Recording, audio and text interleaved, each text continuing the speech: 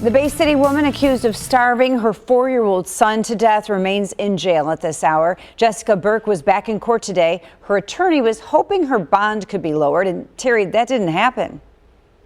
No, it didn't, Angie, as Judge Tim Kelly wants to hear further information about the case at the preliminary hearing, which could be a few months out yet.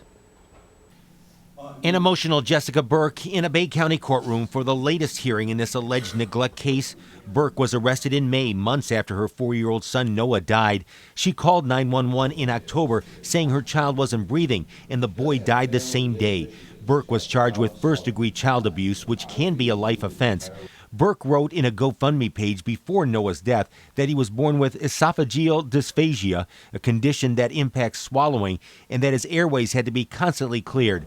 Her attorney, Jim Piazza, saying Child Protective Services had taken the boy away from Burke, but the foster family had issues. They couldn't handle the child, and so they gave it back to my client, because my client was the only person that had some limited amount of training on what to do, because the child needed constant care.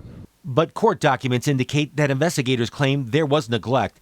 They claim a Detroit area doctor back in 2020, when Noah was just 6 months old, said that Burke was not making the best decisions for her son, and if this continues without any intervention, that Noah is going to die from malnutrition.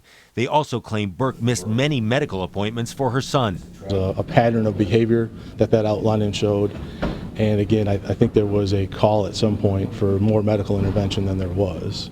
Piazza says it was difficult for Burke to take the child to a doctor because his airways had to be constantly cleared.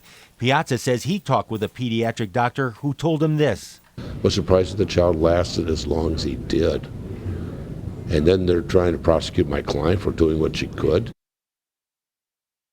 And again, Burke's bond remains at $250,000 as Judge Kelly says the question of whether her bond should be modified will be revisited at a later court hearing, which could be more than 60 days from now.